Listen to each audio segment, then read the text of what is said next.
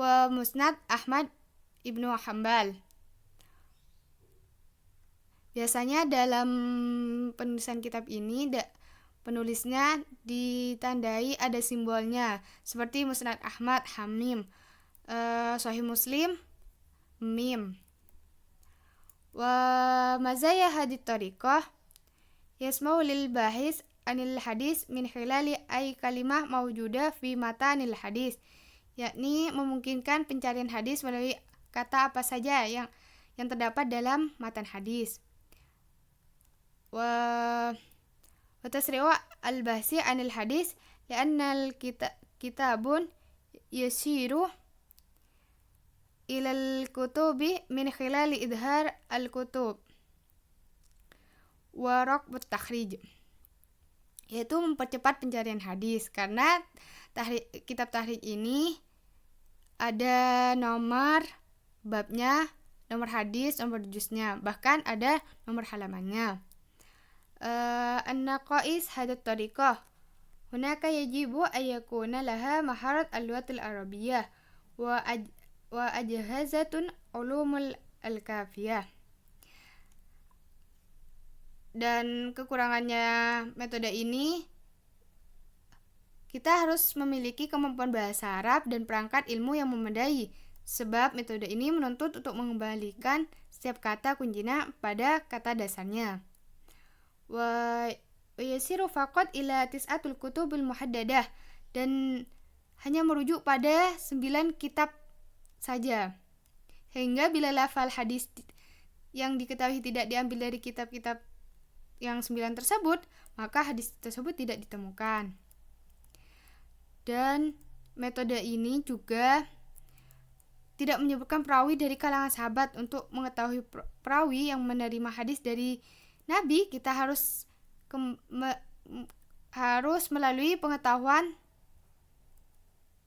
harus mengembalikannya pada kitab-kitab terdahulu. Wa tariqah al-rabi, yakni takhrijuh al-qudratu ala tahdi' maudu' au ahadun maudu'at al-hadis. Tahrij ini adalah kemampuan menentukan tema atau salah satu tema dari suatu hadis.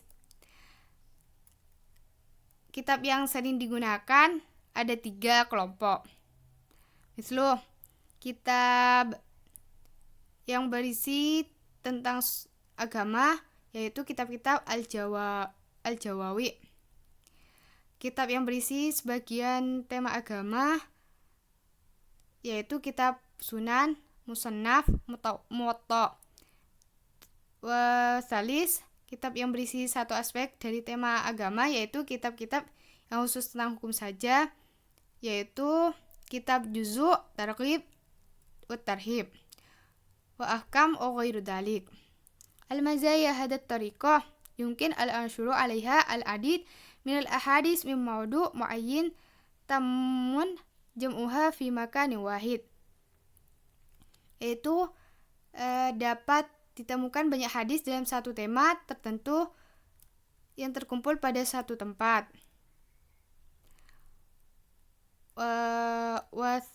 Dan metode ini mendidik ketajaman pemahaman terhadap peneliti. Dan metode ini tidak memerlukan pengetahuan di luar hadis seperti keabsahan lafal pertama, pengetahuan bahasa Arab dan perubahan-perubahannya, dan mengenal perawi pertama. An-naqais fi ba'dil ahyan min su'bi an tahtima al-hadis min qabla al-bahithin hatta la yumkinuhum tahdid asdiqaihim. Yang pertama, kekurangannya yaitu terkadang hadis itu sulit disimpulkan oleh peneliti sehingga tidak dapat menentukan temanya. Dan juga terkadang peneliti tidak sama dengan pemahaman penyusun kitab. Ya, juga pengetahuan tentang sifat khusus karakteristik sanad atau matan al-ashifah peneliti kurang paham.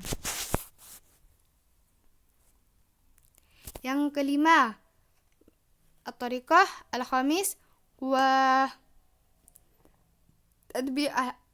an-nadru ala an-kathbi fil hadisi wal matan wa dzalika min khilal an-nadri fi ta'limat as-sanad aw matan aw sanad wa matanuhu ma'an,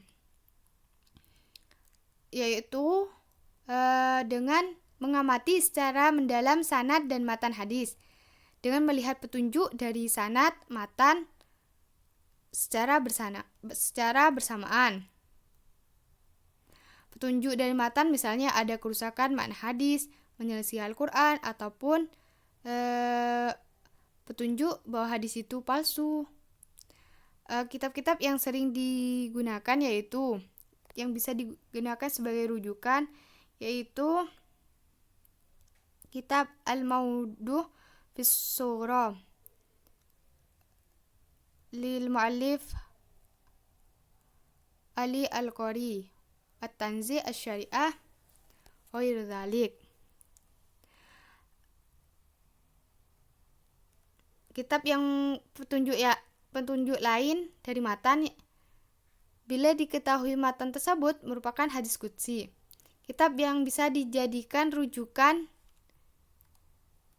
misalnya untuk mengetahui itu matannya bisa melihat kitab Mishka al-Anwar, al-Ittifat, as-Saniyah fil al-Hadis al-Qudsiyah. Jika untuk mencari petunjuk sanad, misalnya sanad yang rawinya meriwayatkan hadis dari anaknya, kita bisa melihat kitab riwayah al-Ab'an al-Aba. Juga hadis musalsalah al-Kubro. Jika ingin tahu sanad dan petunjuk dari sanad dan matannya secara bersamaan, kita bisa melihat kitab Ilal al-Hadis karya Ibnu al-Hatim ar-Razi, Al-Asma al-Mubahamah fi al-Anba al-Muhkamah karya Al-Khatib al-Baghdadi.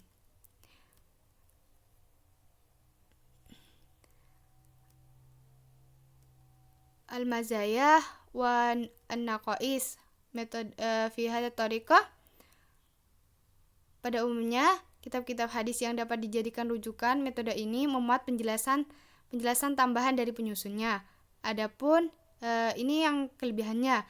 Sedangkan kekurangannya dari metode ini memerlukan pengetahuan yang mendalam tentang keadaan sanad dan matannya. Karena yang dilihat di sini yaitu mengamati hadis secara mendalam tentang sanad dan matan hadisnya. Jadi memerlukan pengetahuan yang mendalam. Di samping itu juga kitab-kitab rujukan ini jumlahnya sangat terbatas. Mungkin hadza minni idza wajadtum al-akhta wal ghulata as'alukum afwan katsiran.